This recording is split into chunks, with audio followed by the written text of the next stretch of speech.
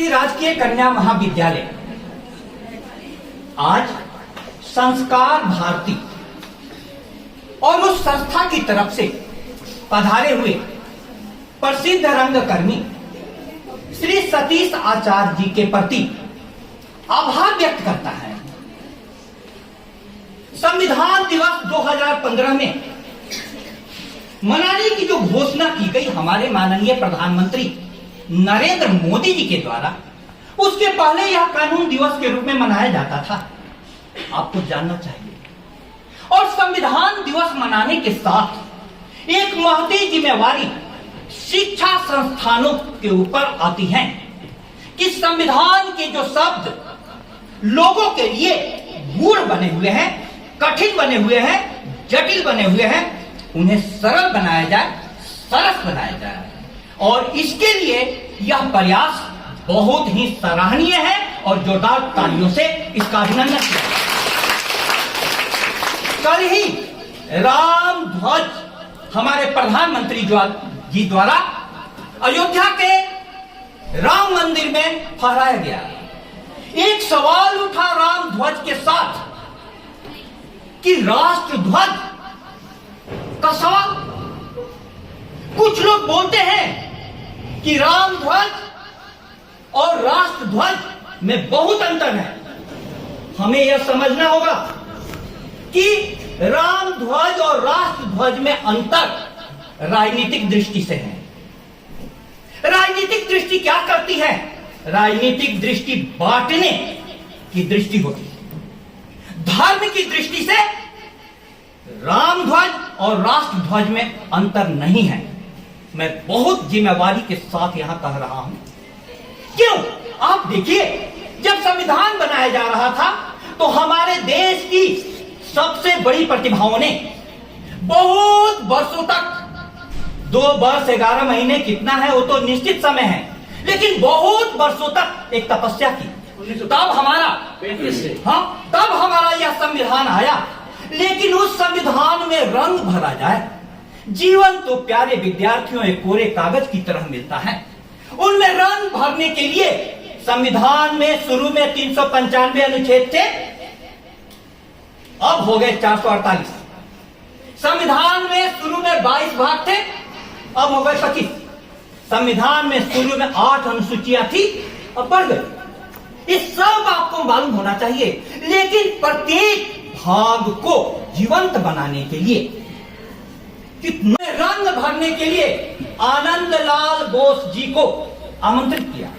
अब सर ने जो किया उसमें आप देखिए, सबसे महत्वपूर्ण आप लीजिए तो प्रस्तावना पर क्या है? सत्यमेव जयते, सत्यमेव जयते हमारा राष्ट्रीय वाक्य है और वो अशोक के स्तंभ से लिया गया है। आप उसके बाद देखिए, अधिकार का भाग 3 है। अधिकार के भाग 3 में किसका चित्र है? राम का। बहुत बड़ा संदेश यह है कि जीवन में अधिकारों की प्राप्ति होती है कर्तव्यों के संपादन से। पूरा रामचरितमानस और रामायण का संदेश यह है, राजा हो तो राम के समान, पत्नी हो तो सीता के समान। आज कोई भी पत्नी राम को वनवास होने पर साथ में जाएगी, टाटा बाय बाय कर देगी कि फिर 14 बरस के बाद मिलते हैं। और इतना ही नहीं, पत्नी तो छोड़िए, भाई भी साथ में चला गया। और भरत जिनके नाम राज्य हुआ था, उन्होंने भी राज्य लेने से इनकार कर दिया। आज जब पद के लिए इतनी मारामारी हो रही है, राम लक्ष्मण सीता का चित्र बहुत ही अनुकरणीय है। प्यारे विद्यार्थियों, ये बहुत बड़ा संदेश है, बहुत बड़ा संदेश। अब राम हमारी संस्कृति के नायक हैं, राष्ट्रीय चेतना के प्रतीक हैं। उनको विवाद का विषय नहीं बनाया जाए। क्यों? आपने देखा, गांधी जी का चित्र था राजभाषा भाग पर। अब गांधी जी का चित्र जो था उसमें नोआखली के दंगे। आपको जानना चाहिए, जब भारत स्वतंत्र हुआ था तो गांधी जी जश्न मनाने दिल्ली में नहीं थे। वे विभाजन की विभीषिका की आग को बुझाने के लिए नोआखली में। नोआखली में। तो नोआखली में उनसे किसी ने पूछा कि आप बापू मुस्कुराते क्यों नहीं हैं? तो उन्होंने जो कहा वो पीड़ा संविधान व्यक्त करता है। ध्यान से सुनिएगा। जन्म लेते ही जो अभावों की चक्की में पीसे, जान पाए ना जो यहां बचपन कहते हैं किसे। जवानी में भी जिनके हाथों ने पत्थर ही घिसे, और बुढ़ापे में जिनके नासुरों के मवाद रिसे, उन यतीमों को कलेजे से लगा लूं तो हंसूं, अभी हंसता हूं, जरा मूड में आ लूं तो हंसूं। जिनकी हर सुबह सुलगते हुए यादों में कटी,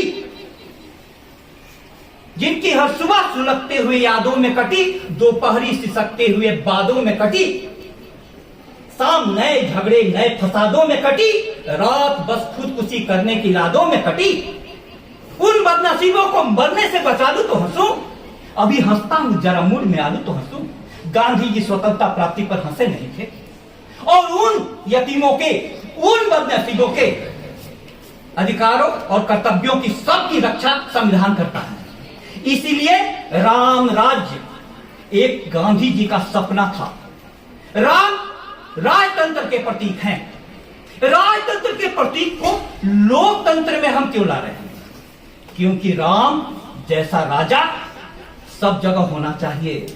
दैहिक दैविक भौतिक तापा राम राज काहू नहीं व्यापा। किसी को भी किसी भी प्रकार का प्रश्न नहीं था। अब सवाल है कि आज सवाल उठाया जा रहा है, कुछ लोग बोलते हैं संविधान खतरे में, लेकिन सवाल है क्या संविधान खतरे में है? प्यारे विद्यार्थियों, मैं बहुत जिम्मेवारी के साथ कहना चाहता हूं, यदि आप संविधान को पढ़ते नहीं हैं, समझते नहीं हैं, और उसके आधार पर सरकारों के कामों पर निगरानी नहीं रखते हैं, तो यह संविधान खतरे में है। लेकिन आप संविधान को इतने सरल तरीके से, सरस तरीके से सभी प्रकार के चित्र दिए गए हैं। पंथ निरपेक्ष है हमारे संविधान की प्रस्तावना में, धर्म निरपेक्ष नहीं है। कुछ लोग बोलते हैं धर्म निरपेक्ष शब्दों का प्रयोग करते हैं। धर्म निरपेक्ष नहीं है सब, पंथ निरपेक्ष। क्यों पंथ निरपेक्ष दिया गया? ये हिंदू है वो मुसलमान, ये मसीही वो यहूद, इस पर एक पाबंदियां और उस पर एक कयूद। सैकड़ों पंडित ने क्या अहमक बनाया है हमें, छोटे छोटे तंग खानों में बिठाया है हमें। हम तंग खानों में बैठने के लिए नहीं हैं, हम खुले आकाश के पंछी हैं, और खुले आकाश में उड़ने के लिए आपको दो चाहिए डैने पंख, एक ज्ञान का और दूसरा प्रेम का। राम ज्ञान के भी प्रतीक है और राम प्रेम के भी प्रतीक है। इसीलिए गांधी को प्रेरणा मिली राम से सत्य प्रेम अहिंसा के रास्ते पर पूरे देश को एकजुट कर दिया। उसके पहले जन भागीदारी नहीं थी। गांधी जी के सत्य प्रेम अहिंसा ने नर से लेकर नारी तक, बाल से लेकर वृद्ध तक को स्वतंत्रता संग्राम में जोड़ दिया। उस गांधी के राम राज्य की कल्पना आज साकार हुई श्री राम मंदिर पर राम ध्वजा के लहराने के साथ। लेकिन वो वास्तविक धरातल पर उतरेगी जब हम लोग संविधान के प्रस्तावना के एक एक शब्द को समझे, और प्रस्तावना के शब्दों को समझने के लिए भागों में दिए गए उनके चित्रों को ध्यान से सुने, तब हमारा पूरा यह प्रयास सार्थक होगा। मुझे इतनी बातें आपके लिए बोलनी पड़ी ताकि आप तक बात पहुंचे। बहुत बहुत धन्यवाद। अब मैं इस मंच पर गजब हालात हैं, संस्कृत जिसको संविधान से कोई मतलब नहीं है बोले जा रहा है, और संविधान की प्रोफेसर जिन्होंने संविधान पर किताब लिखी है उनको मैं कैसे नहीं बुलाऊं। आप जोरदार तालियों से स्वागत कीजिए डॉक्टर चित्रा राठौर मैडम को।